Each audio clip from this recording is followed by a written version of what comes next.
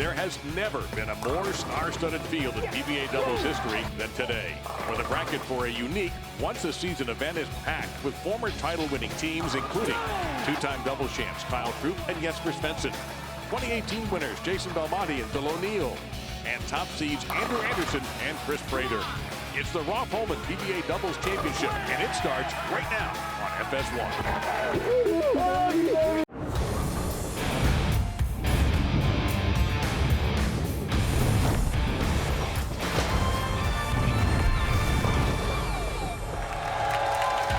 And we welcome you to the World Series of Bowling number 15. We are back where it all began, Allen Park, Michigan, Strobl Arena inside the famed Thunderbowl. This is the PBA World Series of Bowling, the Indian Sports for the Mark Roth Marshall Holman doubles. And what a field this is. This may well be, as we said at the US Open about the single field, the best ever. The top seeds are Anderson, Prather, then O'Neill, Belmo, Simonsen, and Barrett. And the opening match, Jesper Svensson, Kyle Troup, the 4 seed against the number 5 seed, and the defending champions, Packy, Hanrahan, and Mitch Hupé.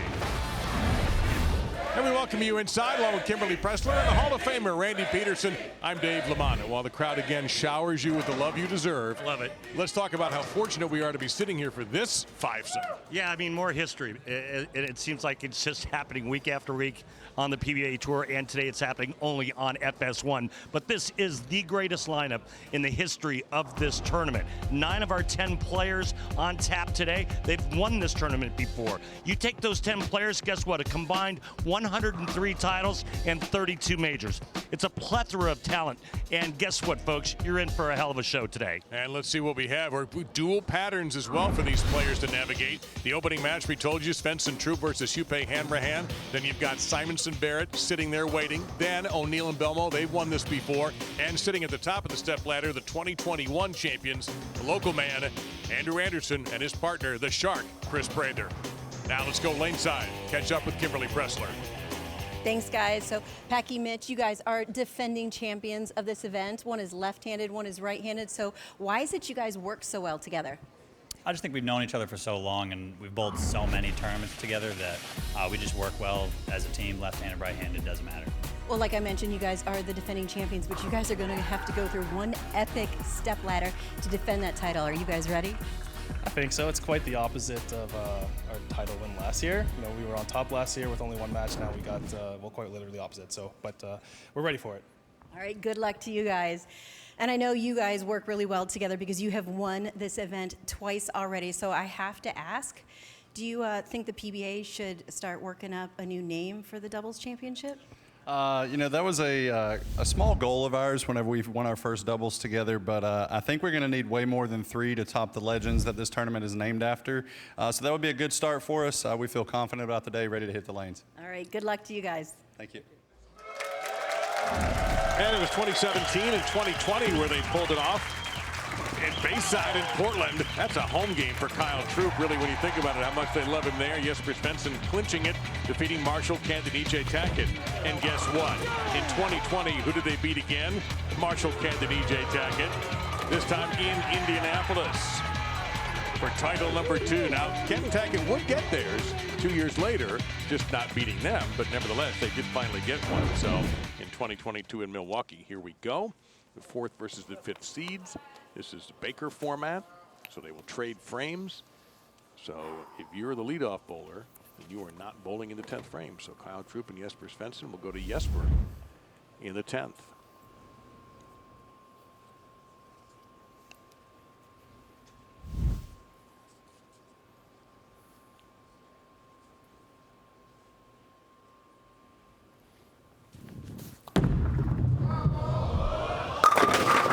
We're bowling on dual patterns here. Mark Roth in the left lane, 42 feet. The Marshall Holman pattern on the right lane is 38 feet. Randy will break down those particulars shortly.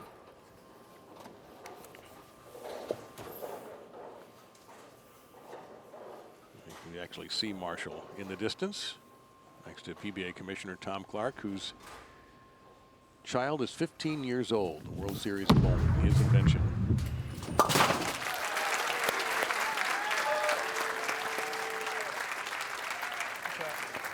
There's Marshall and Tom.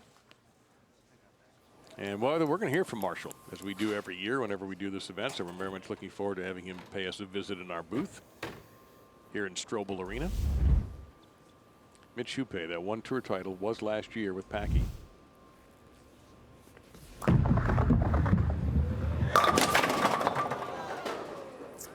All right, well, back-to-back shots, back-to-back 10 pins. Let's go. That'd be a much better game if that pin wasn't in the rack for right-handers, right? But they, you know, they do have a tournament for that. It's called No Tap. Yeah, the 9-pinners, yeah. Yeah. Actually, what these guys would shoot if that was the case. Yeah, it would be stupid. Got a better one in the So here's our Bowl TV highlights in the final game of match play. The defending champions right there, it's Hupé and Hanrahan, needed to come up gigantic to make the Stepladder. Not just big, but bigger than big. So they open with a spare, then 10-bagger for a 289, plus 30 pins for bonus for match play. They gained 119 and went from 8th to 4th and lost the roll-off to become the number 5 seed. Of course, the advantage for the 4 seeds, Svensson and Troup, is lane choice. That is how you defend your title. And Packy flushes. And one of the things I remember in interviewing him last year in Delaware, Packy Hanrahan, why this title meant so much is because he really wanted it as much for his friend Mitch Hupé as he did for himself. Yeah, it's typically the common denominator when you bowl this event. You know, usually you're bowling with a really good friend of yours and you'd like nothing better than to capture this title and share it with one of your best buds. And Jesper a little wide, not going to get a break. And so 3-7 for Svensson, 11 titles, 2 of them in this event.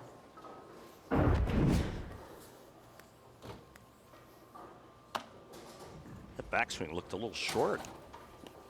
Something didn't look right with that delivery for Jesper.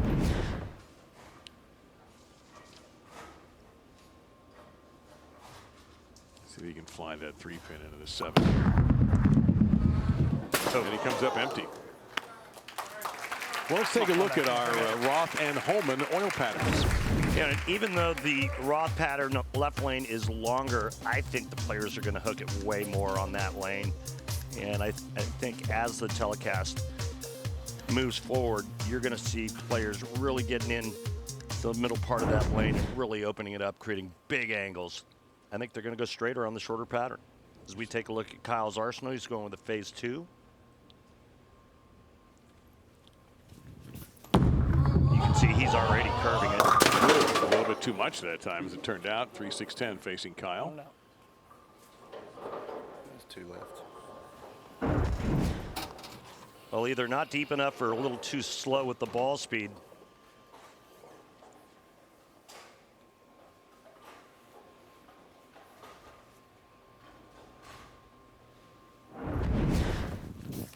%80 of the chance. At the time, I should say, they converted, and Kyle Troup adds one more log onto that fire with that conversion. You say 80%? 80% of the time that it's made. Yeah, you know where we get those stats from, right? Like that last one. Come on. Would it be Lane Talk? Our great friends at Lane Talk. For more information, head on over to lanetalk.com and download the free app. Good speed on this one. There's Hupé's arsenal. He's going with an IQ 78U. Your thing. And he puts 10 in. It's a double for Hupé and Hanrahan. A good one here by Mitch. Just right of second arrow, piping it. What's interesting is both teams have a southpaw. But Troup and Svensson are playing the pair exactly the opposite as we take a look at Packy Hanrahan. His arsenal is going with a black pearl hammer 78. He's asking for it to push. Make that. So Packy's on the left lane. Svensson's on the right lane. Interesting. They stay out of each other's way that way. Well, with one way of looking at it. Yeah. Not that they were thinking of that, I'm sure, but It's always fascinated to me how these guys decide who Yeah. gets longer, who gets shorter. Sometimes certain players are better at certain patterns just naturally. Sure. Like when I talked to Bill O'Neill and Belmonte, Bill said Belmonte's just absolutely that much better on the left lane, the longer pattern. That's why he's bowling on that lane, Myself wiggling that one. which we'll have to wait and see when they come on if that still holds true. They are the number 2 seeds. The winners of this match will take on Dom Barrett and Anthony Simonsen. Jesper Svensson with also that's the IQ Tour 78U as well. It is. Jesper, the urethane specialist.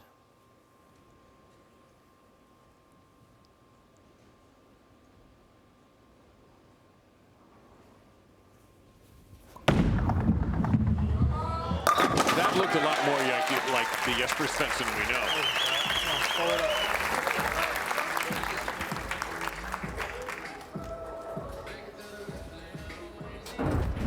Take a look at it out of his hand. See that hand just rotate, or excuse me, just kind of unfold right up the back of it with a little bit of rotation. The 4 slaps the 7 out late. You see Jesper go for the fan. There's a couple of different degrees of temperatures in the building. It can get pretty warm in here.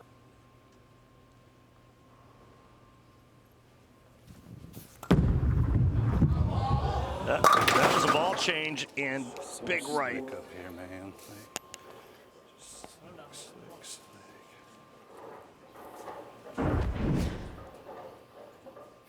Kyle got out of the phase 2 and went to an IQ Tour.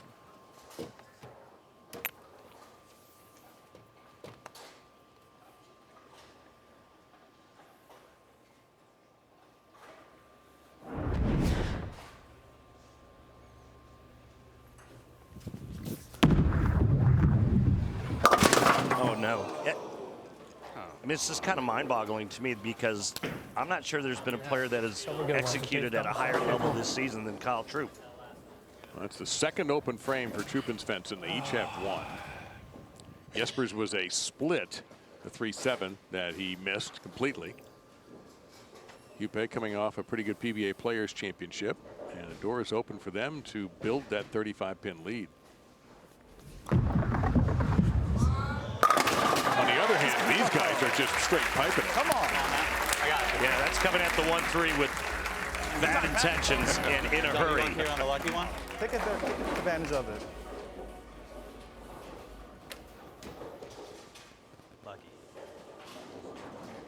And Hanrahan also coming in off of good form. Take advantage.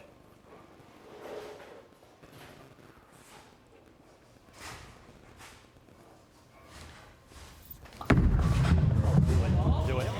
This is a long-standing relationship between these two that goes back to Wichita State, too. I might mention an incredible bowling powerhouse in college bowling. And right now, Hanrahan and Hupé are doing the Shockers proud as they've opened up a fat lead halfway through, 45 pins over Troup and Svensson.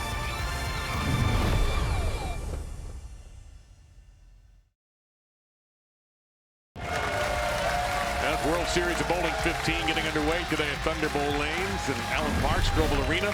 And of course, tomorrow night at 7 o'clock on FS1, the PBA Cheetah Championship. The following day, the Scorpion Championship. The following day, the Shark Championship.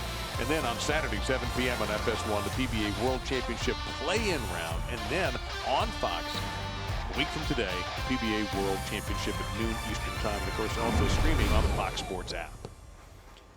This team here needs a shot at B12, and will Jesper Svensson be able to provide that?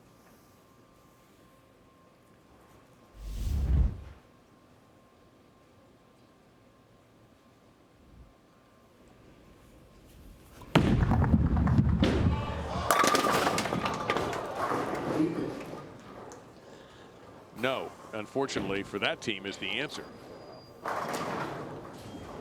Can't catch up if you can't strike, and just a little inside for Jesper on that shot, and ball goes right past the 8-pin.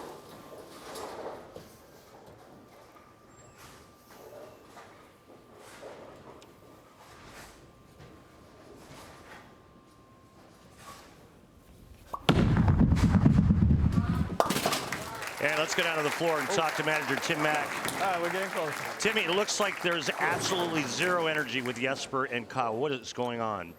Oh, I just think they got off to a bad start. You know, got the split with Jesper and obviously the ring 10 from Kyle. So Kyle's going to make a little bit of a move here and see if they can't get some momentum for the end of the second half of this game. All right, Tim, thanks. At the moment, they're making life a little bit easier for their competitors as well. Not that Hupé and Hanrahan aren't bowling great, because they clearly are, but they're also not being challenged. That may start to wake them up. And I refer to Tim Mack as the manager. He is obviously the manager of the Portland Lumberjacks, but he's also a tour rep. And of course, Kyle is on his team. And that. Portland Lumberjacks.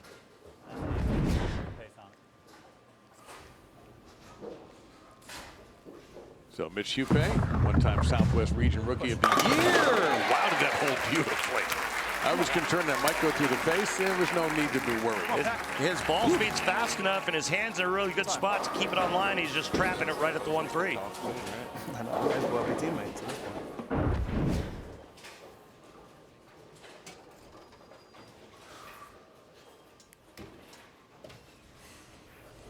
Pins are helpless in that situation, just like we like them. So the lead up to 55 as we get down to near the end of this opening match with Simonsen and now Barrett awaiting the winners, which certainly appears to be the H&H boys. Yeah, it's all but over. Just like that. What's up? Nice.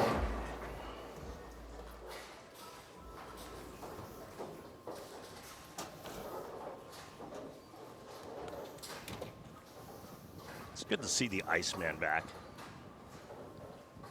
Miss him. Spectacular player with 11 championships. That's a unique looking strike right there for Jesper. Yeah, we got a double.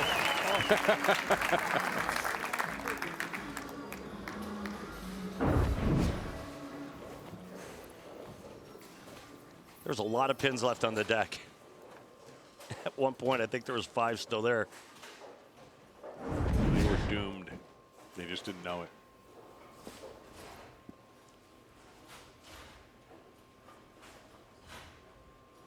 Kyle certainly having a remarkable 2024 with a couple of titles.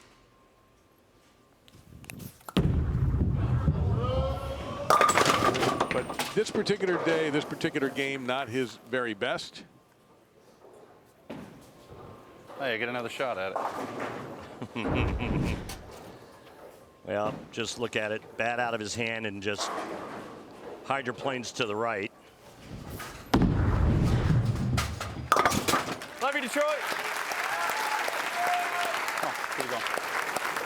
Oh, we got plenty of shows left in this World Series of bowling. This probably sir. will not be Kyle's last time under the lights. Yeah, there's a good bet we'll see him again.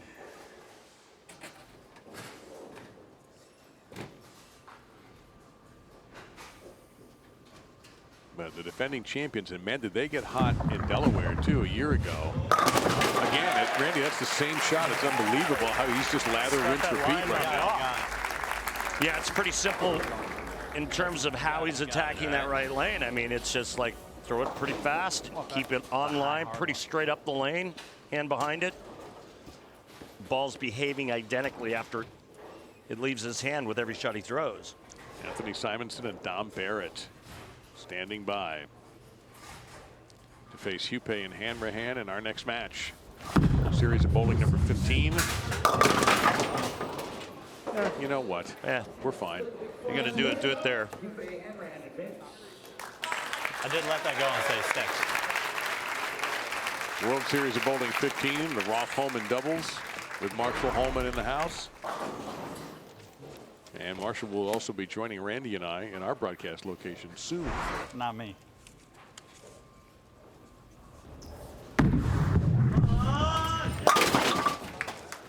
Maybe him. 231 for the winners. Keep it going, guys. Thanks. Also,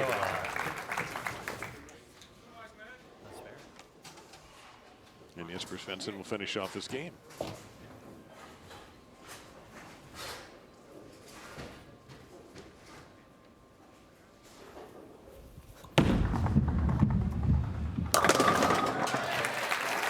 Well, hopefully he has a good week too here in Michigan. Yeah, win or lose, it's always fun to watch Jesper Svensson. He's so unique.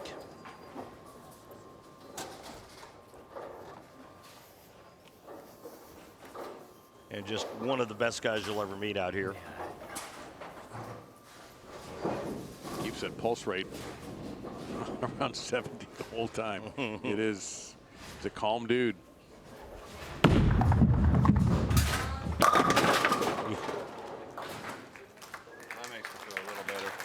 What? I said that makes me feel a little better because that was pretty the best call of the game. Yeah. All right, Bubba.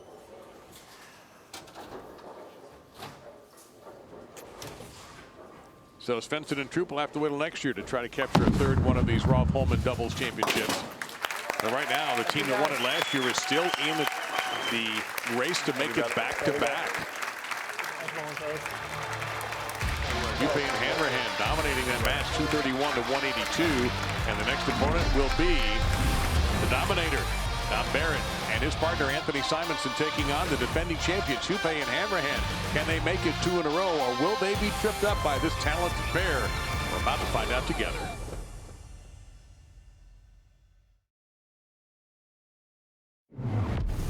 This is World Series of Bowling number 15, and that is the great Mark Roth, 1979.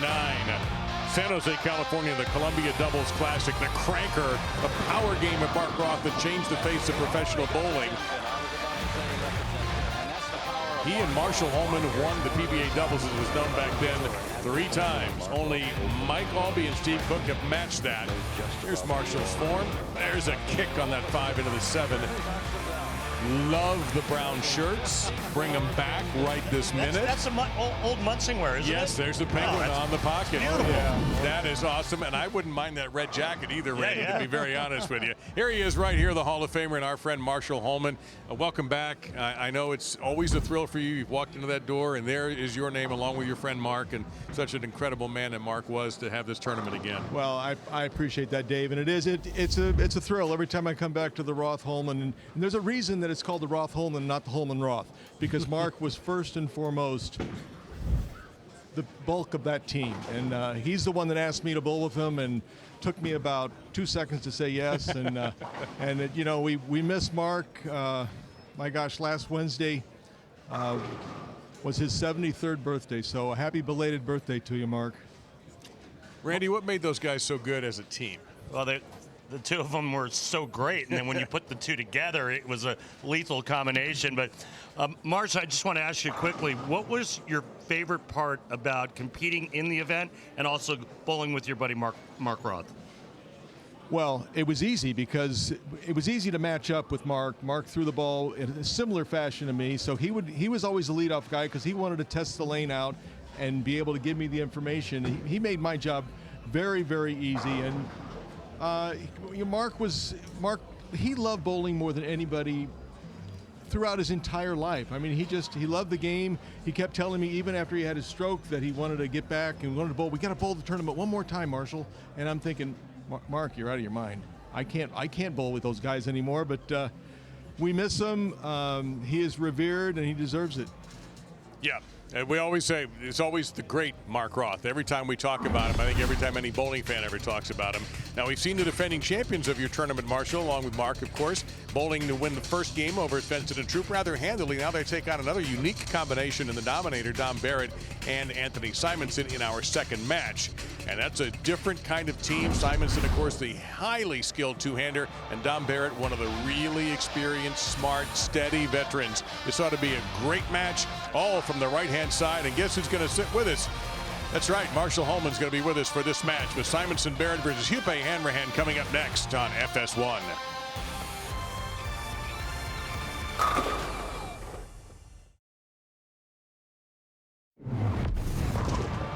Let's go back to 2016, the Roth Holman Doubles National Bowling Stadium in Reno. Anthony Simonsen became the second youngest winner of a PBA Tour event when he teamed with Connor Pickford and won the PBA Roth Holman Doubles Championship. Simonsen and Pickford defeated Andres Gomez and Josh Blanchard by 50 pins. Simon was 18.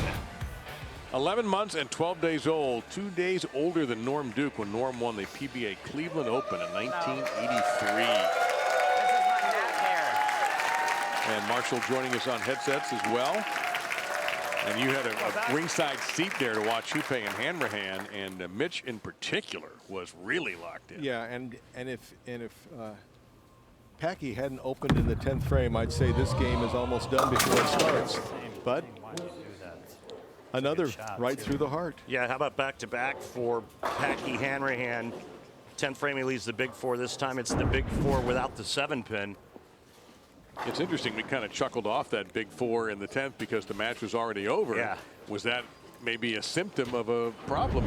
I'll tell you, if I'm in the guys bowling the next match, and I'm sure Randy will agree with this, and I see my opposition do that late in the game, that energizes me. That goes, okay, this guy isn't infallible. Something we've got a chance. Sure. And yeah, that's a big boost for Barrett Simonsen. And here's one of the guys who knows how to take advantage of chances. Dom Barrett, 10-time titleist out of England.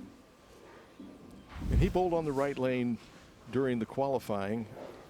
Although I would have thought that Simonsen would have been better on the right and Barrett on the left, but they made the telecast and I'm up there talking, so they know what they're doing. Nope. Quiet 8-pin there. We should mention, by the way, qualifying began as each bowler bowling a full game. And then when we got to match play, we went to the Spaker format. Correct. Well, Simonsen did say that he likes the longer pattern better. And so that was the decision. For them anyway, it wasn't that tough to make. Sure. Big start for Dom. Who would have thought after Simonsen wins Mark and Marshall's event that he would go on to do what he's done? A remarkable career. The majors that he's won, the different things. No one has more tricks than Anthony Simonsen. He can throw the ball right-handed hook, reverse hook. Swiss Army knife. Yeah. Oh boy. And right away his reaction was, oh boy, and that actually was a pretty darn solid hit. He didn't like it because I think it was he felt it was left of target, but still. It hung on. It held. Yeah, up and over the 7-pin. But must be urethane he's throwing. That is definitely urethane. That ball did not break very much at all. That's when you say thanks for nothing. Thank you very little. Yeah. So Mitch Hupé, who was sterling in the opening game. It was interesting, you know, I was down very, very close to where they were bowling, watching them that first game. And every time Mitch would get on the lane, Packy was acting like his psychologist and sort of getting him set for his shot. And it worked. Well, these two do have a very long-term and close friendship. Well, these are not repeats. This is not the truck rolling a replay. It's live. You know, back when I started on tour, we threw urethane. I mean, not quite the same strength of urethane that they have today, but my urethane ball never hit like that. Nor did mine, no. Hanrahan 2 titles last year. Mentioned the doubles, of course, and also the Kokomo Classic. You know who the Kokomo Kid is? Or who the Kokomo Kid was, I should say. I should know this. And I know Marshall knows. I'm going to hate myself when you give me the answer. Well, in 1975, I was in line to make my first telecast. It was in Cleveland. I was bowling great. I had a couple 100-pin lead over 6th place. And all of a sudden, the Kokomo Kid put on one of his rushes. Don Johnson. And he said, and he was the nicest man ever. Yeah. It was like he was saying, kid, I'm sorry, but you're going to have to wait a few tournaments. I'm coming through.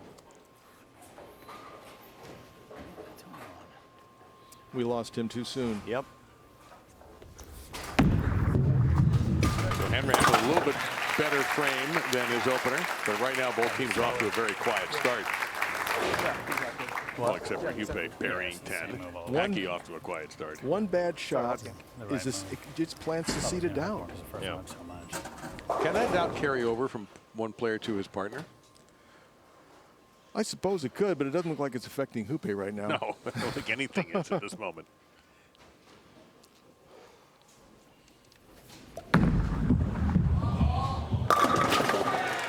Now, Randy, that ball didn't get near as wide as that first frame. Much better delivery.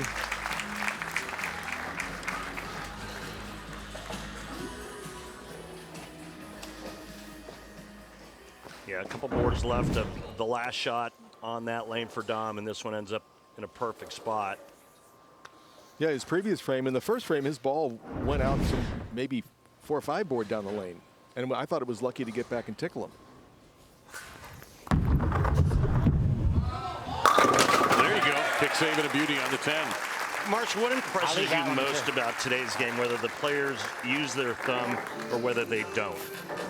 Well, they're just the energy. I mean, the balls are certainly much stronger than they were back in my day or your day, but the energy that they impart on these atomic bombs is just extraordinary, and the speed at which they throw the ball is amazing. You know, the game has changed a lot since I bowled. How about 20 miles an hour, Marsh? Run it down. Yeah, I'm lucky at my vintage age to get it up to 13. And the pins have very little respect for that. None. That's right. Well, it's the first flat or Euro 10 for Mitch Hupé. And that was a pretty full flat hit. Yeah. And the 10 pin had no chance. Yeah. And for me, when I watch players use urethane on one pair of lanes for a number of games, it's always the question mark for me is how long can they stay in it? Yeah, because urethane carries the oil down faster than the reactives. It beats up the front part of the lane, drags oil down. Next thing you know, the ball hooks early, doesn't recover, and hits flat. Yeah. Hupé, he likes to throw a direct shot, so he may be able to stay there for a while. But time will tell. Hanrahan's first strike of this match. Well, he was hot the last game. I mean, he struck quite a bit up until that last frame. Right. So again, it's the same for Packy on the left lane, right? Using the urethane ball, he goes high back-to-back shots. He has to get off that spot. You know, and I'm guessing that his ball went high twice because it hooked early. Yeah, we good. Yeah.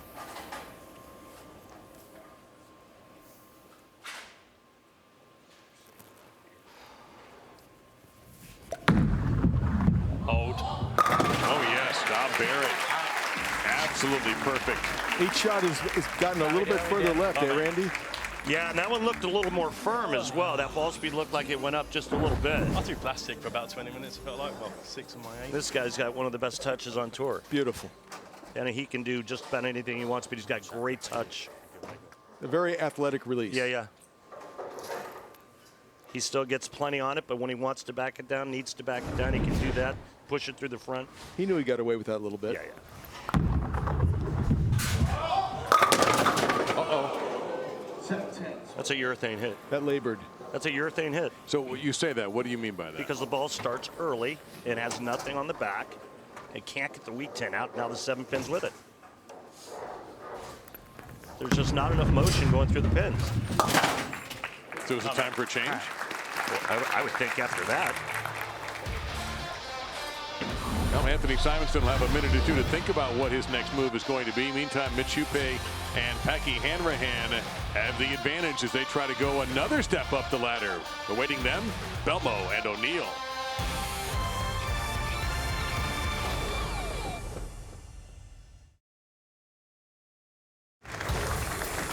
Take a look inside the arena here. The PBA World Series of Bowling 15, the Mark Roth Marshall Holman PBA doubles. And we want you to join Emmy award-winning host Emmanuel Acho, his former NFL teammate LaShawn McCoy, and the one and only Joy Taylor as they dive into the biggest stories in sports at a brand new time. Speak, weekdays at 4:30 on FS1 and the Fox Sports app. Easy on this one. See that shape? So Hupé Nice and easy on Hanrahan the speed. down 17. Good shot. Line it up. After having a relatively easy first match and defeating Troup and Svensson. Good shot. Round and You know, once again, Marshall, to your point earlier about Hanrahan Mitch. helping with Hupé, that you can hear them again. Yeah, and that's another urethane hit, isn't it? Absolutely. So, Randy, here's a little bit of trivia. Question for you. Where was the last building where I won a tournament? Where did I win my last tournament? It's here. I'll give you a hint. It's here. That's right. Yeah. Yes, that's right. That's a heck of a hit, Marshall. 1996. Hang on.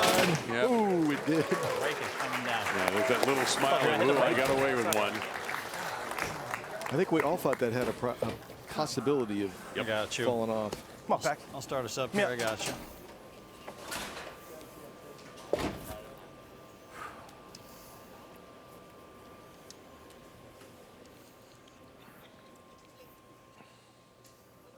Honestly, with a little bit of carry for Simonsen and Barrett, this game wouldn't be close. And Packy is picking it up. He still has plenty of motion to get that 7-pin out. Mitch is going so much straighter and faster. Dang, the wrap 10 off the flat 10. I know. I think even that one was just a little firm. He's asking him if he should move off the flat 10.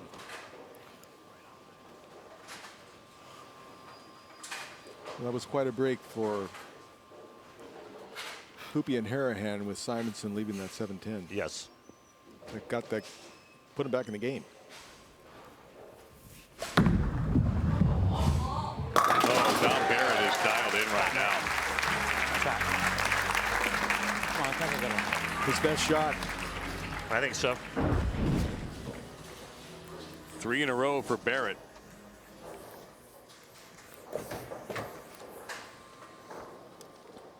All right, Simonsen. What does he do? Does he stay in the urethane? He's going to stay in the urethane. He's got to feel like he has to hit high flush to strike. Or just get a little piece. Yeah, That was my other option. yeah, but I mean, what, a fraction left and it could be another week 10? Right. So he got it right into that rip rack zone. But look at the shots he's thrown. He left that massive over-the-top 7-pin, pocket 7-10. He struck in the 4th and here in the 8th. Made good shots. Yeah. That looked left. It was. And the defending champs are now on the ropes. Early hook and then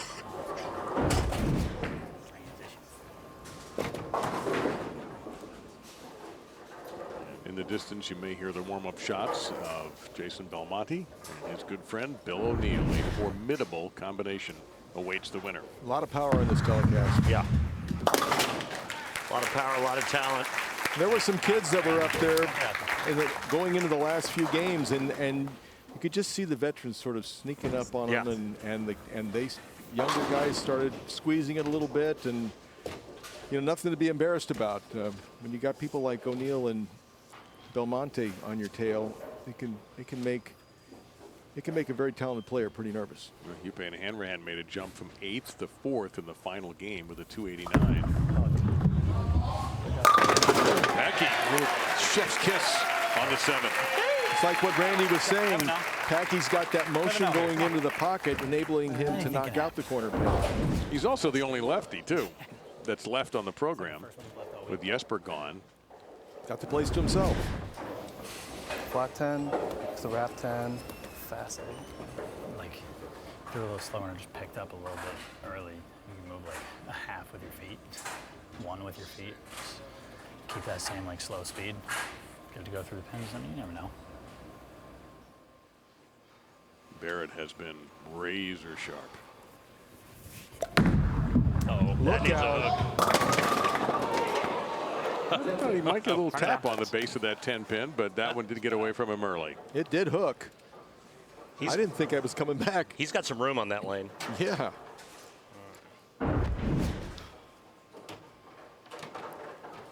That was just wide right out of his hand.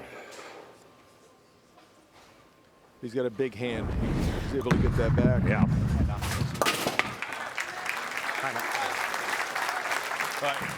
You see the max scores right here, folks.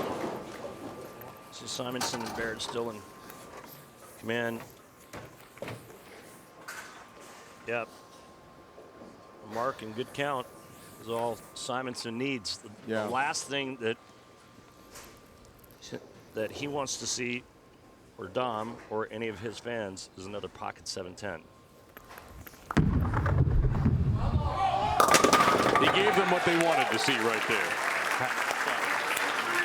So barring something unbelievable, it will be Simonsen and Barrett moving on, knocking out the defending champions. But credit to them to making back-to-back shows. That's very difficult to do right there. Coil? Yeah, it's... Actually, give me one of the idols. It's fine. He's going to look at another ball real quick, guys. Simonsen and Barrett, even though they're bowling the defending champions, I mean, they're the class of that field. And that's not a knock on Hupé and Hanrahan. It's just fact. It's always nice when you take a moment to experiment and then do that with your experiment. Now what? That was reactive, right? That was reactive. I think he stays with that.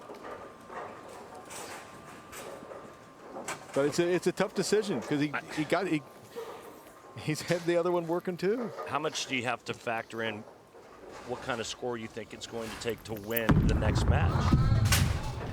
Now, he knows he's safe with the urethane, that he can hit the pocket. Whether or not he can strike. I think they have to expect the next match to be higher scoring. Come on, Mitch.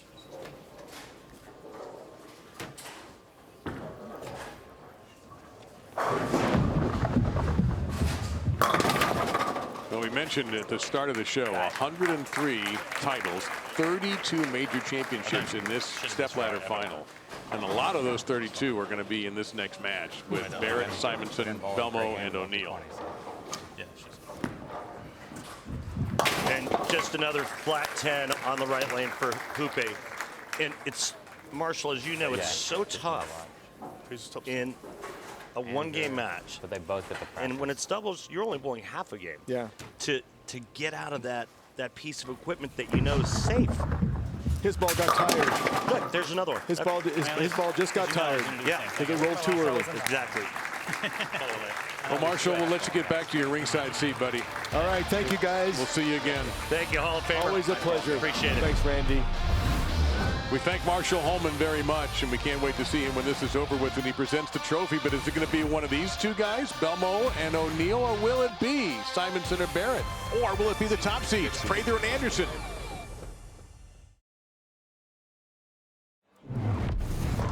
Well, let's go back to 2018 in the great Wayne Webb's Columbus Bowl in Columbus, Ohio.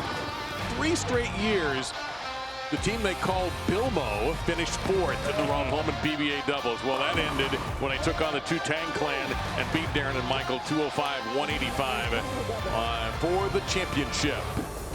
And here they are a few years later, going at it again. The number 2 position, taking on Anthony Simonsen and Dom Barrett. Here's what's happened so far. Hupé and Hanrahan had an easy victory, but they ran into trouble in match number 2, Simonsen and Barrett. Now, star power galore in this 3rd match. Belmo will start, which means O'Neill will finish the 10th frame on the right lane. That's the shorter of the 2 patterns.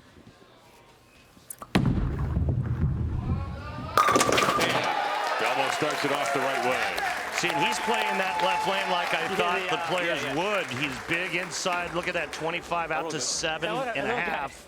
Yeah, that was okay. That's just a stronger cover. Stronger cover. The cover of the bowling ball, stronger. Which means? Which means it's going to read better. It's going to have much more down lane reaction. It'll be interesting to see when Simonsen comes up what he decides to throw, because he grabbed some reactive resin to close out the 10th frame and struck on it 3 times. But first, Dom Barrett. Who just looks comfortable. Yeah, he looks fabulous on that right lane. Dom Barrett going with GB5. But that stronger cover, if it has surface, will read sooner. Okay. Right? If it's shiny, it's still going to get through the front, but that stronger cover is going to grab. Now, this ball here for Dom Barrett's got a little bit of texture to it.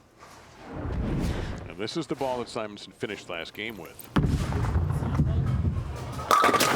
And that's the first time he didn't throw a strike with it.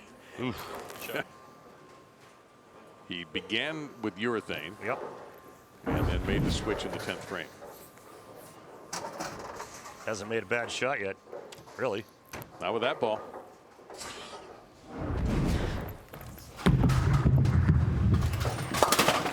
All right, let's see what O'Neill's got on the right lane. Dom Barrett's making it look awfully good. Now, Bill looked pretty sharp in the warm-up throws prior to the match. What a season he's having. It is a really nice season for him.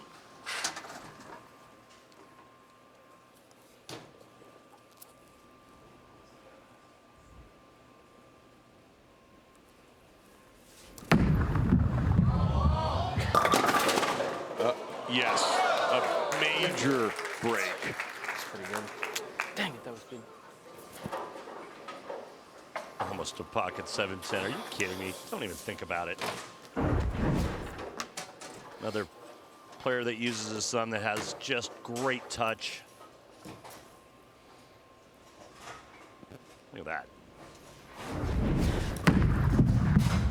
No trouble there for Bill. And we'll see if Belmonte can match his effort over strike his first time up. You know, we were joking around, you can't do a TV show without E.J. Tackett. I don't know, Bill O'Neill hasn't missed too many meals either as far as it comes to shows. He has not missed too many meals this season. His television time pretty high. Belmonte's arsenal is going with Journey. What a journey it's been for him in his 15-year pro career.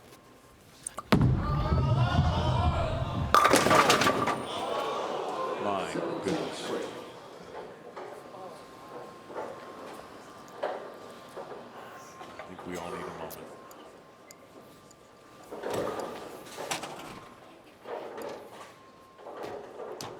Only 4 times converted. The last time by the Ginger Assassin, Anthony Nyer. Get lucky? Nope, no luck that time. I wanted it to roll early because I don't want it to blow through it, but it's like it's so touchy down there. Oh.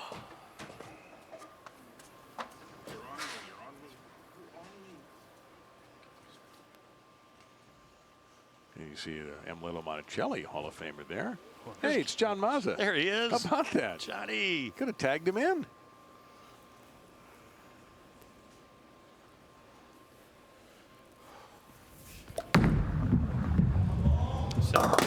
And that's the first shot that's gotten away from Dom, and it's a tricky one. Come on, give it a run. Looked like he grabbed that one at the bottom.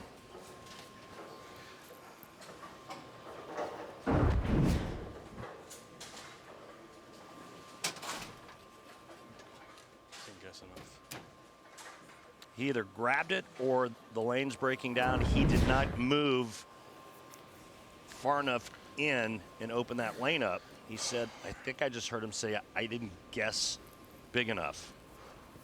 4 of them. Got it. Smothered that 7-pin. Great shot. Wow. And that is our Snickers satisfying moment of the match, sponsored by Snickers, because nothing satisfies like a Snickers. Well, Dom Barrett, the future Hall of Famer, converting the 3-6-7-10.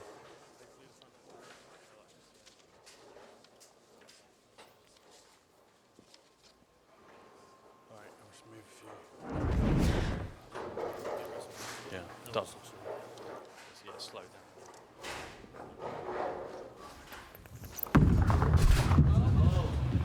There you go. Nothing left behind. No. Let's go. Clean with his plate. Yeah, nice ball change. Make your move there and do your thing. Yeah.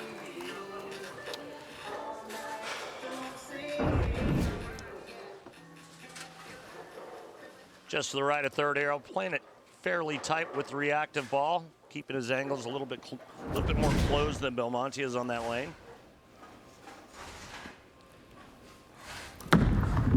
Bill going with Theorem. There you go.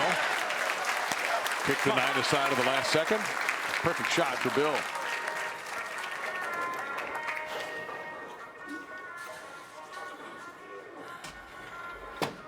O'Neill almost left the pocket 7-10 in the second frame. Belmonte steps up in the third and does leave one. 7-time Player of the Year. Only Walter Ray Williams Jr. did that.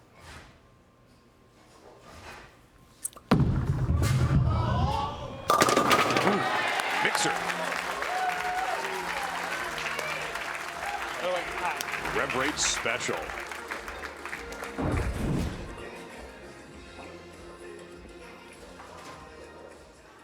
You can see just how much more angle he's playing than Simonsen on that left lane. Lead goes back to Belmonte and O'Neill.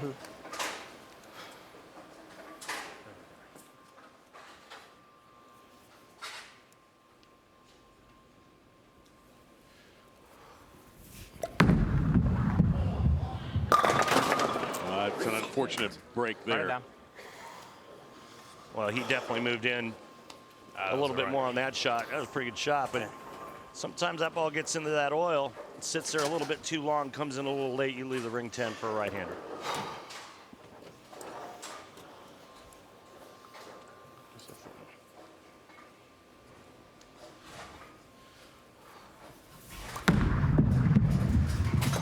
Shaves it. He shaved it. He got it. He had it all the way. Skinny.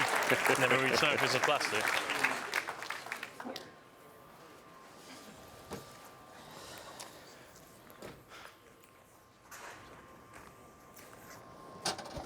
Simonsen going with Optimum Idol.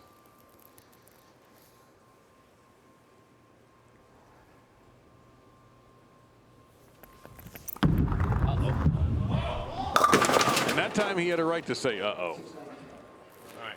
First really bad shot he's thrown. In a very unique lead, a 6-9-10.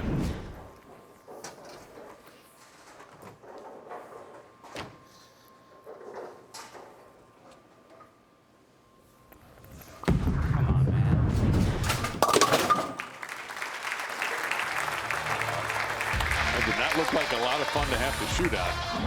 Anthony Simonsen, Don Barrett locked into a tight match with Jason Belmonte and Bill O'Neill, with the winner taking on Anderson and Prather to be crowned the Mark Roth Marshall Holman PBA doubles champion. World Series of Bowling 15 rocks on.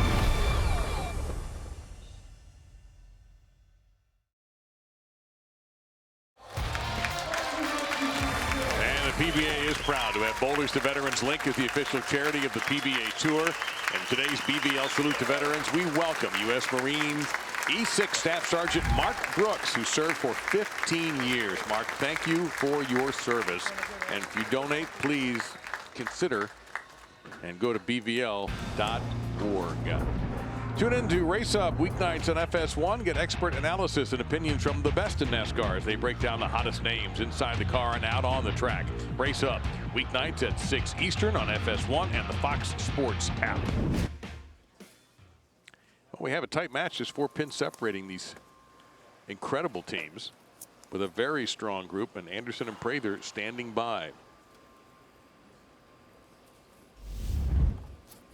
Working on a double.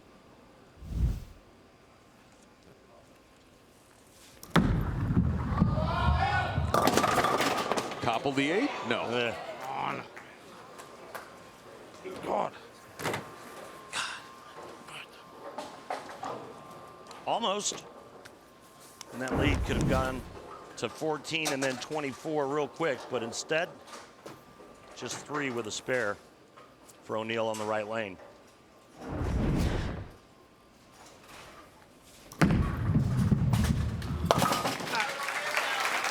Virtually no margin for error in this match right now with these two teams. 3 pins separating them. That's it.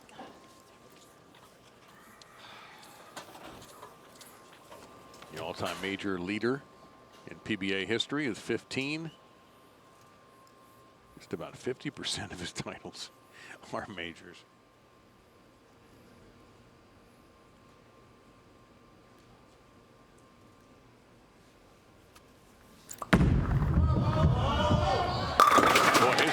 Just incredible.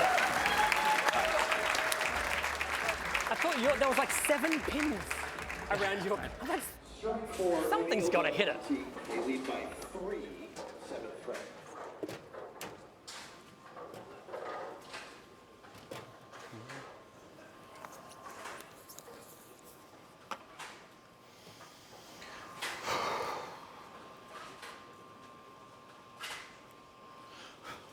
Barrett looking for his first strike since the opening shot.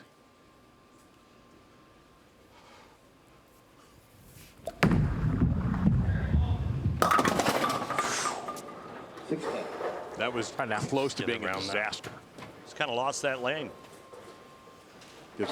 What does he need to change, I guess, would be my question. I mean, if you go high, typically you want to move left. And I think that Dom maybe needs to move a little left and open his angles up a little bit. Keep the same equipment? I think that ball's fine. Hi, Dom. Let's take a look at this left lane and how Belmonte and Simonsen are playing him. It's a good 10 boards difference at the arrows. You can see it right there. How about 11 and a half? There's wow. a death. There we go. And it's not like Simonsen couldn't play that same line that Belmo's playing. He chooses not to. Right. I'm not sure there's a line he can't play. That's exactly right. That guy's got a big, giant toolbox. And he can do anything he wants to with a bowling ball. We've seen him go dead straight. We've seen him hook it from gutter to gutter. We've seen him win with a backup ball.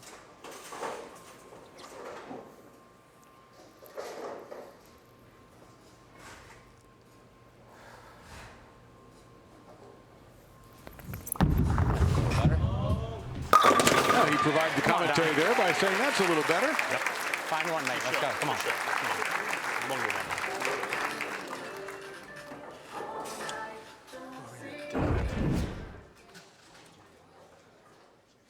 That upper body getting parallel to the floor. He's one of the best at pushing it out of his right hand and getting it to do what he wants to do. It's amazing what he can do to a bowling ball. Now O'Neal, right lane. No way. God, are you kidding me?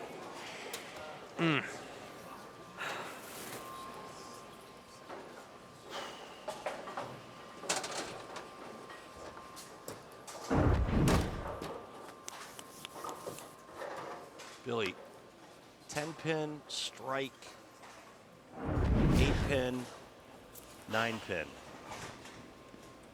O'Neal bowling very nicely. He's got nothing to show for it. I didn't want to look at that one. He's disturbed, and I don't blame him. That one especially was terrible break. Yep.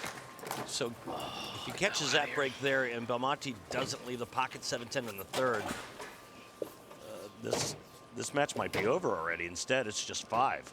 This will be the last frame for Belmo. And look at the max scores, Dave.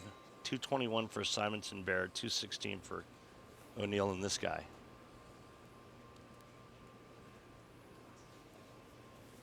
And this guy gets a break. That's ahead. All right, if you throw it like you did that last one and we have a pop at this, it'd strike it. They're great shots. The last 2 shots I threw, I think they went over to the same spot, and that one was just I rolled it and I threw it good, and it wants to break lows. Yeah, do that again. That's how I want to throw it. So just like how the one before that just kept going, and that one as soon as I picked up, I want to keep it. Slow down. Slow it.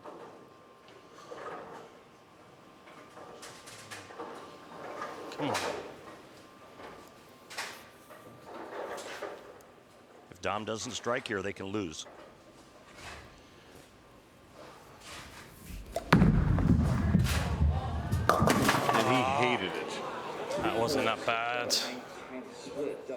That wasn't that bad. Come on, Spare, give me a chance.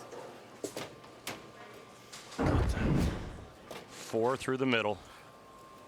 You can see that he moved in there, but I'm wondering if he gave it a little extra to make sure that it came around the corner. Boy, this Cover is that 9-pin. This is a salad bar he's got right here.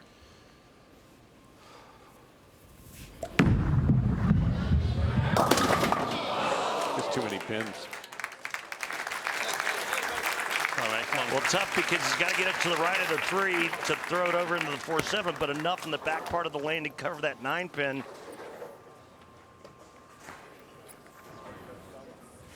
Well, Simonsen will try to throw some shade toward O'Neal and Belmo. O'Neal will be the one finishing on the right-hand lane.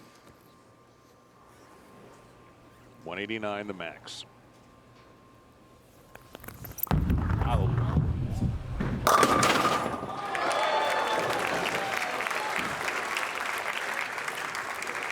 Well, no matter what Anthony does here in the 10th frame, O'Neal just needs a mark.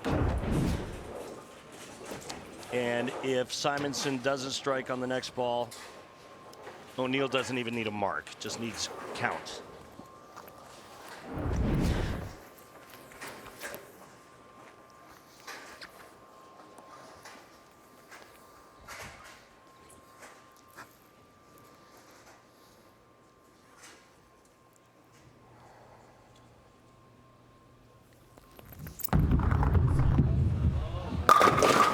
There you go.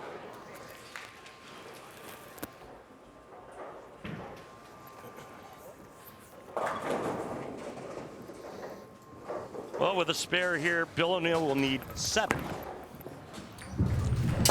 He'll get them. I'm quite confident he will get them. Have fun, buddy. Me too. O'Neal just needs 7.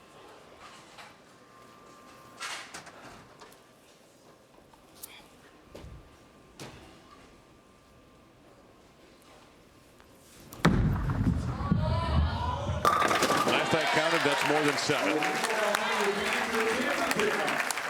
So the 2018 champions, Bill O'Neal and Jason Belmonte, are in the championship round. They're in the final to take on Andrew Anderson and Kris Prather for the PBA Mark Roth Marshall Holman doubles as we start our World Series of Bowling number 15 in the house where it began 15 years ago. I can approve of that message. Bill O'Neal going to look at another ball for the title match. Don Barrett just simply lost the right lane. No. What's he throwing there? I'll get it for you. Ethos? Too much. Yeah. Although, just do me a favor. It's just too much.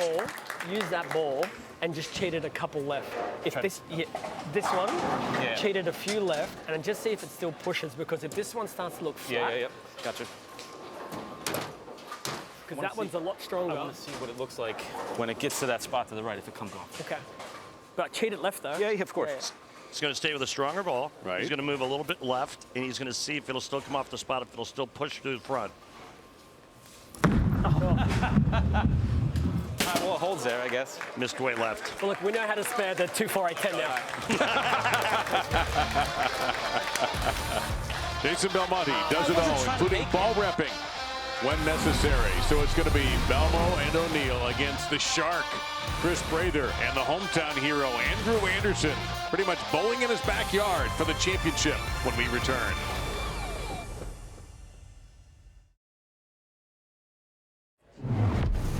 It was last year World Series number 14 at Wauwatosa in Wisconsin. The Bolero there. E.J. Tackett wins another time, the 20th title, and it was the PBA Cheetah Championship. And what's on tomorrow night, live on FS1 at 7 o'clock Eastern? The PBA Cheetah Championship. Maybe Tackett can go back to back. So along with Kimberly and Randy, I'm Dave. Thank you very much for joining us. We're about to find out what PBA players think of how they find a doubles partner, but I'll ask you first, how did you do it?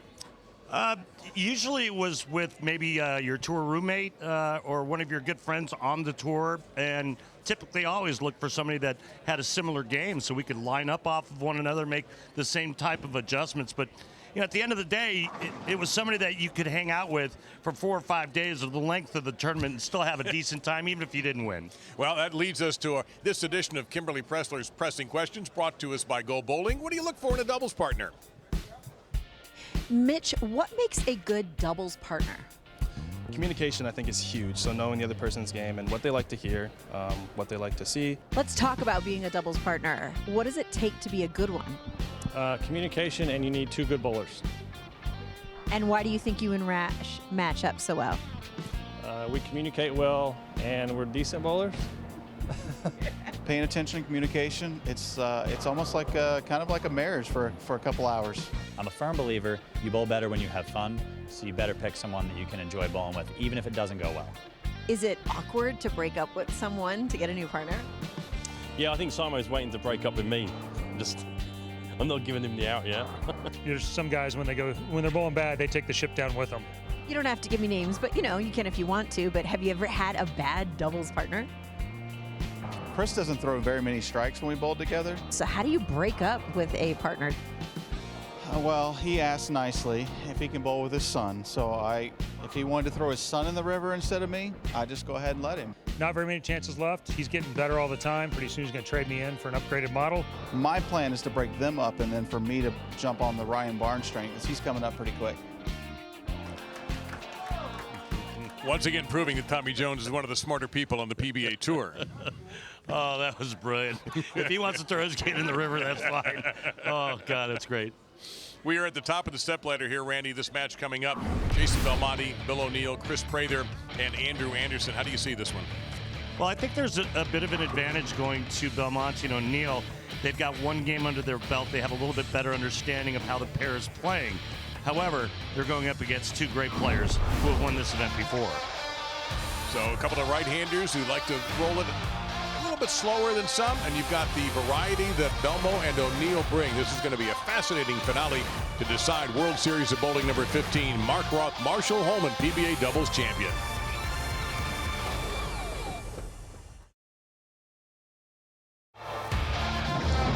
The PBA on FS1 is sponsored by Go Bowling. For friends and family fun, log on to gobowling.com to find a center near you.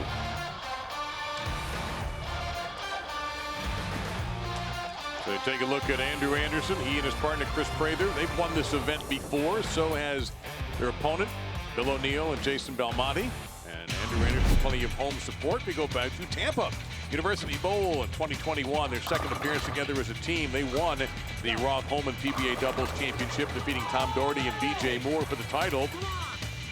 And to get to the finals, they had to defeat Svensson, Troup, and Kent Tackett, an all-star squad to say the least. For Anderson, his third title. For Prather, at the time, his fourth career PBA title. Here they are again.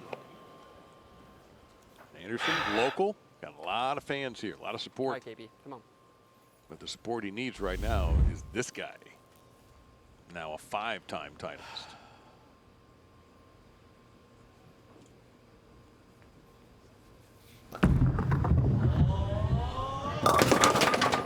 And to start with the impossible dream. All right, 2 for sure. Come on. Well, he's going to try to go around it and hook it a lot like Belmonte, but the biggest problem is the rev rate. So Kris's ball speed is going to be way more critical.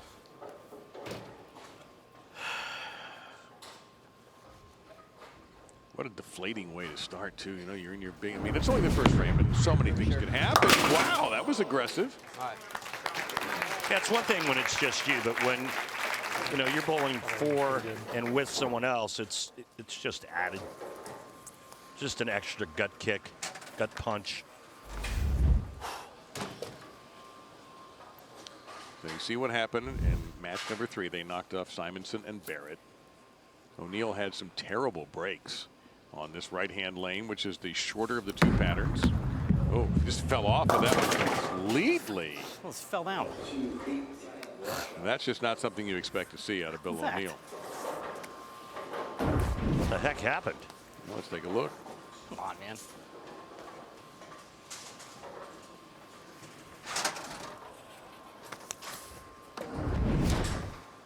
Like his left slide foot almost came out from underneath him.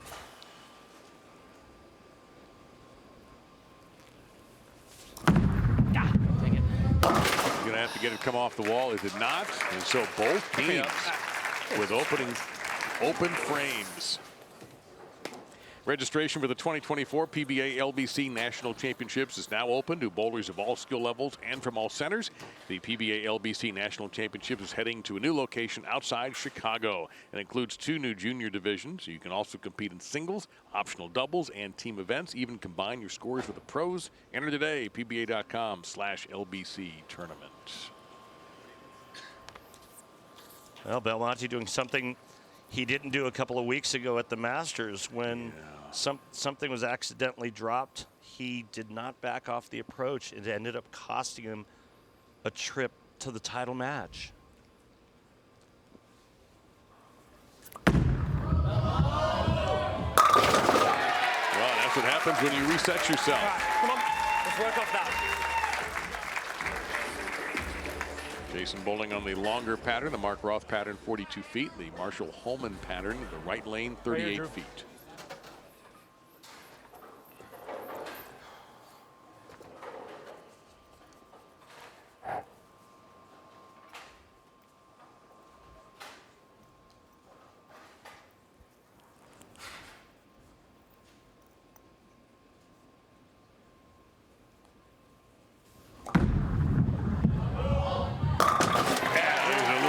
back on the 9. By the way, the Holly Lanes, Andrew's home house, just an hour and 2-minute drive away, 44 miles. So almost like a home game for Andrew.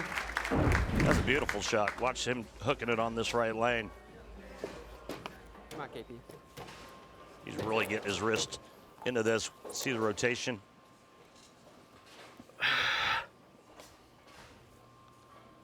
All right, now Prather, after going light 2-8-10.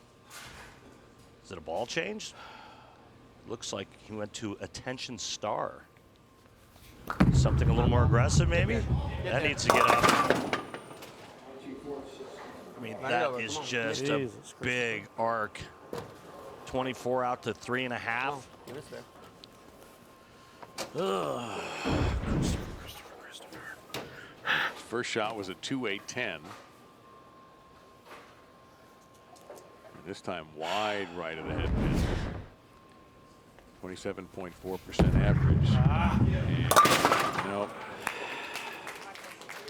And so a tough start for Prather, and by design, by proxy rather, a tough start for Anderson too. Too far left. He said, I'm too far left. He's got to close his angles down.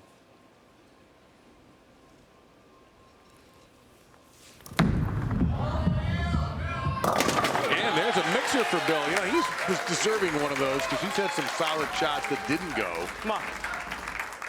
Hey, and he was able to stay upright on that shot. Also an important key in throwing a strike. Yeah, it's a good hit here. It's a good shot. Good enough to strike.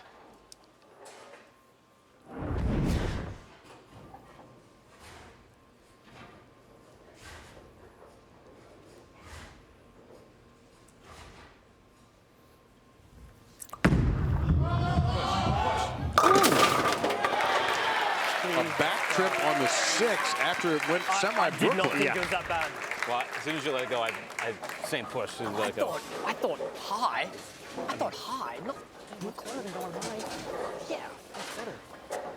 I thought high. Yeah, I'm with O'Neal on this one. I thought it was left out of his hand, and Brooklyn was actually a good catch. Well, that's a triple for Belmo and O'Neal. Now Anderson, who struck in his first shot. Uh-oh. Okay. Wow. After what Belmo did, and then he goes and leaves a pocket 7-10. His arsenal, he's using a Crimson Jackal. He's actually 4 boards left on that right lane than Bill O'Neal. And this was almost disastrous, because I don't think this team can afford 3 open frames in the first 4 and beat O'Neal and Belmonte. It was a good shot. Well, here's the big moment for Kris Prather. He's talked about, okay, I'm too far left, so let's watch the adjustment. Right, so if he's too far left and he moves right, he keeps his angles the same, that's probably not going to work. So he's going to have to close his angles down. If he does that, he executes, and the ball goes high, he's in trouble.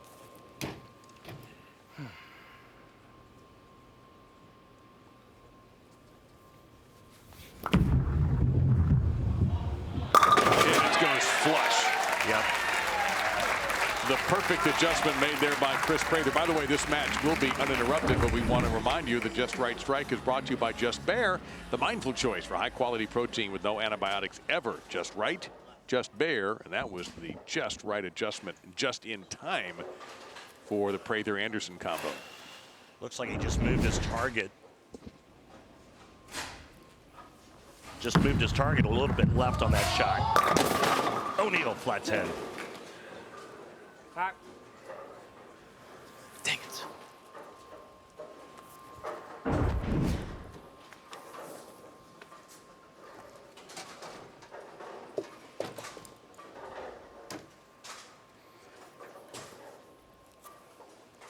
Well, he wanted that one. They were working on 3 in a row after the open. All right, good cover. O'Neal, an excellent spare shooter, as are most of our top-level players. You don't get to this position without being able to make a spare. But Belmonte, after the last shot on this lane where he basically crossed over heavy Brooklyn and tripped the 6 out, This will be telling.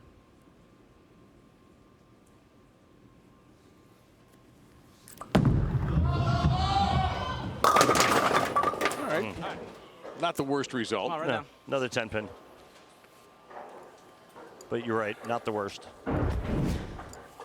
Take a look here at his laydown in between 5th and 6th arrow. And there's the body language trying to get the 10 out. If he and Bill capture this, it would be Jason's 32nd PBA title. And O'Neill would have another title this year and pick up number 15 for his career. For me, I think both of our angles were just a little behind it. That's the angle one. I'd rather play that angle than the other one, but it was just like a little bit hard. Yeah.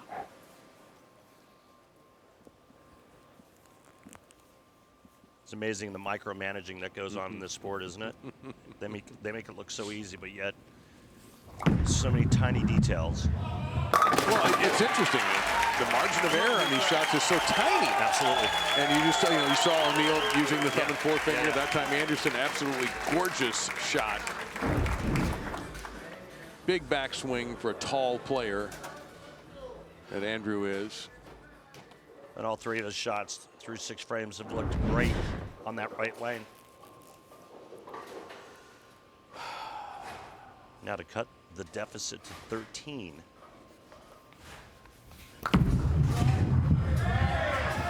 He's thrown 2 beauties after the slow start. He really has. You can see again the break point has moved in. And just a little bit softer speed by about a half a mile an hour.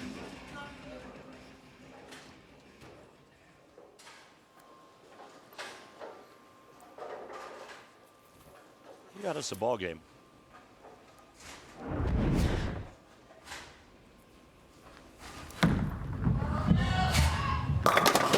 Oof, for a brief moment, it was another 7-10 up there, but it went away. But there's another 10-pin.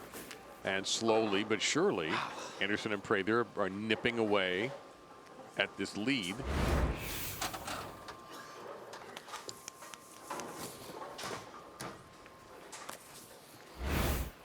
They've thrown 3 in a row. This will be the 3rd single pin conversion in a row, assuming O'Neill makes this. Yeah, all 10 pins. Yep.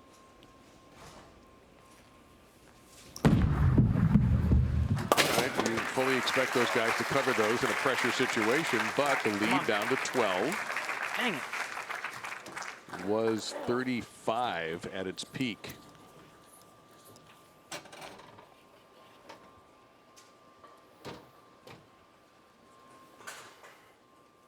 And the max scores indicate we could easily have this match decided in the 10th frame.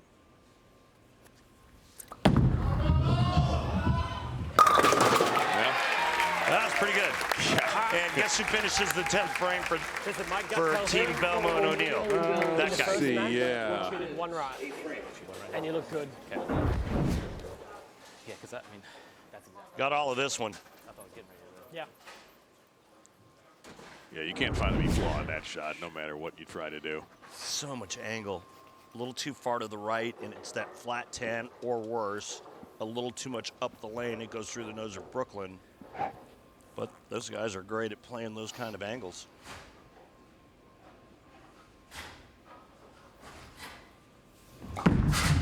That needs help. Oh my goodness, and got plenty of help.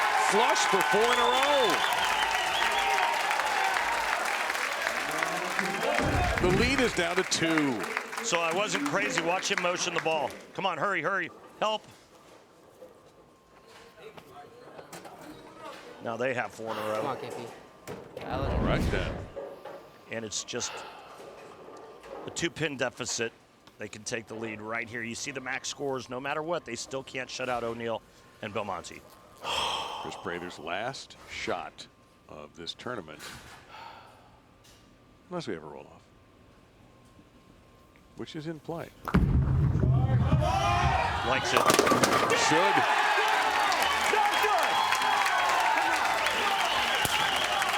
two past champions of this event. These teams each have one of these Roth Holman PBA doubles titles.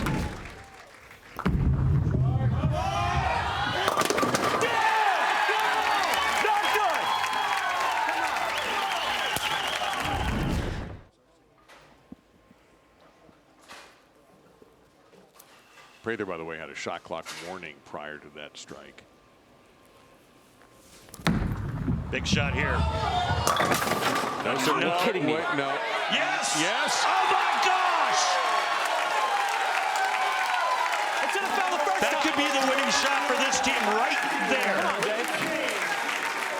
Belmonte needs a double and 9 to shut out Anderson and Prather, but this could be the biggest break of the tournament. Actually moved for O'Neill and Belmonte. It's really slow, right? That kind of makes up for some of the bad breaks that Bill got. But don't tell that to Anderson or Prather right now.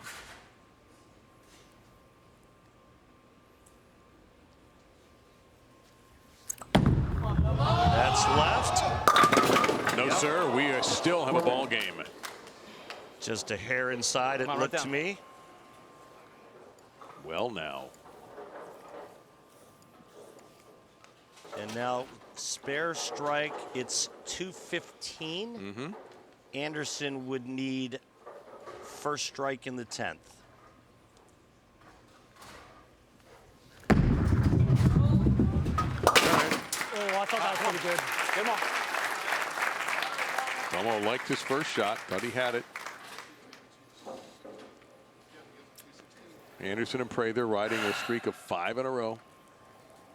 Tony, can I please take a re-rack? And Belmo's going to take a re-rack, possibly to put a little time between Anderson and his next shot. That's exactly why he's taking it. Yeah, it's not like he just, needs it. That's just the veteran savvy move right there. Yeah, but Anderson's taking a few laps around the track. He knows. Well, it's been a tough season for both Prather and Anderson, and this could certainly jumpstart their 2024. That's better. Oof. 9-pin was a little bit late to the party, but down it goes, 2:15. I moved 2 left on the field. Should have moved. Strike and 6.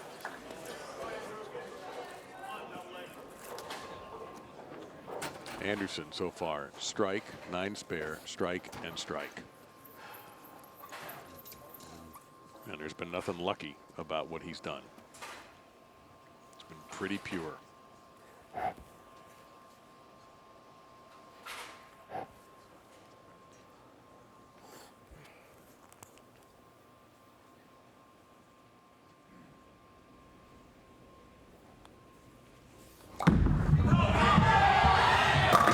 Yes!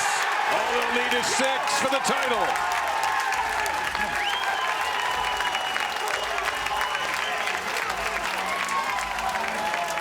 Andrew had 50 fans come with him from Holly and the surrounding area. Right back in your process, brother. Right back. Right back. That'll be a happy 1-hour drive and 2 minutes back to Holly Lanes. Yeah, I mean, there's former player of the year, and again, having a tough 2024, and talk about turning it around at the right time here at the World Series. He's got to manage his emotions. You can see his face right now. He did it. Yes, sir. He even got a messenger just to make it more fun. He doesn't even know that happened yet. He's got to finish the game, but he'll finish it as a champion again on the PBA Tour. His 4th title for Kris Prather, his 6th, and their 2nd. Yeah, he does not know he struck.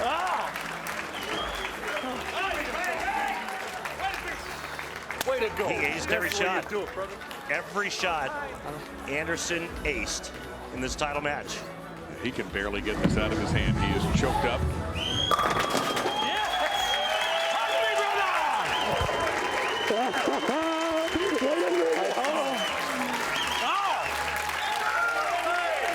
Yeah, Leno Monticelli right there rooting him on as well. In front of Fenn. Look at that picture of a young Andrew Anderson.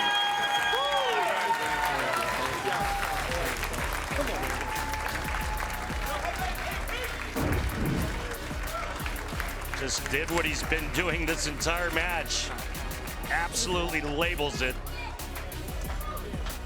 The only pin he was looking at was that one all the way to the right. And that was the second ball in the 10th for a little insurance. At that point, all he needed was 6. Yeah. And he did well more than what was needed.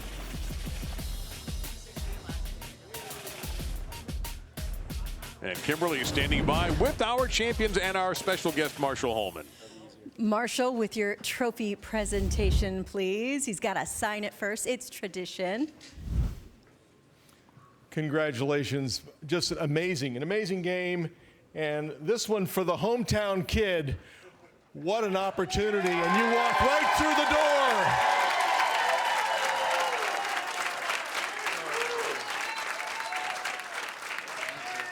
Thank you. Congratulations on this win, guys. You fought hard with this, but Andrew, let's talk about that 10th frame. You needed a strike. How confident were you when you stepped on these lanes? I was confident. I mean, I got a huge support system behind me. I got some of my best friends. I'm bowling with one of them. What an opportunity to throw that shot in my hometown. It's been a while for both of us. Kris, it's safe to say that you struggled a little bit at the start of this match, and then something changed because you just started striking. What was that?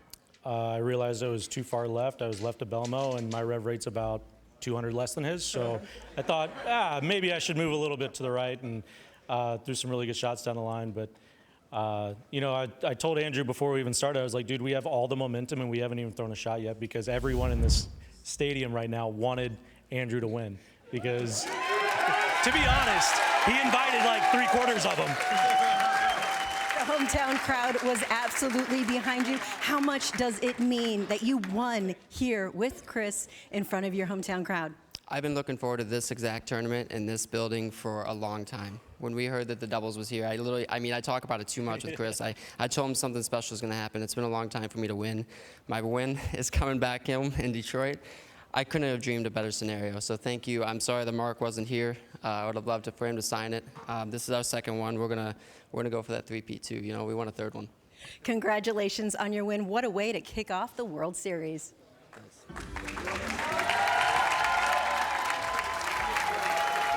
Well, there you have a couple of deserving champions to defeat Bilmo, as they were once known as. Jason Belmonte and Ben O'Neill, and they do it with clutch strikes all the time. Andrew Anderson, Kris Prather got off to a slow start. Right, yeah. They rebounded from a slow start. They were down early by 35 pins, gradually started erasing that whiteboard, getting rid of those numbers until they end up with the trophies. Yeah, after the slow start, like you mentioned, 2 opens in the first 3 frames. They closed with 7 in a row.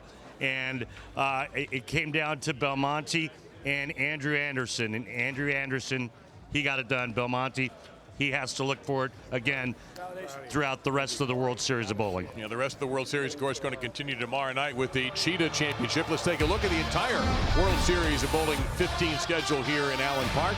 Cheetah Championship tomorrow night at 7, followed by Tuesday night at 7, the Scorpion.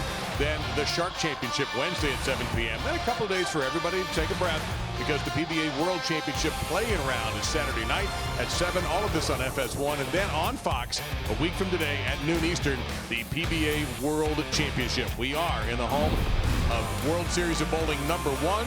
And for the second time, it's that combination, Kris Prather and Andrew Anderson, who are on top. Our coverage of the World Series of Bowling continues tomorrow night live at 7 Eastern on FS1 with the PBA Cheetah Championship here from Thunderbowl Lanes in Allen Park, Michigan. Coming up next, NASCAR Race Day, Texas. For Randy Peterson, Kimberly Pressler, and our wonderful, wonderful crew, I'm Dave Lamont. You have been watching the PBA on FS1.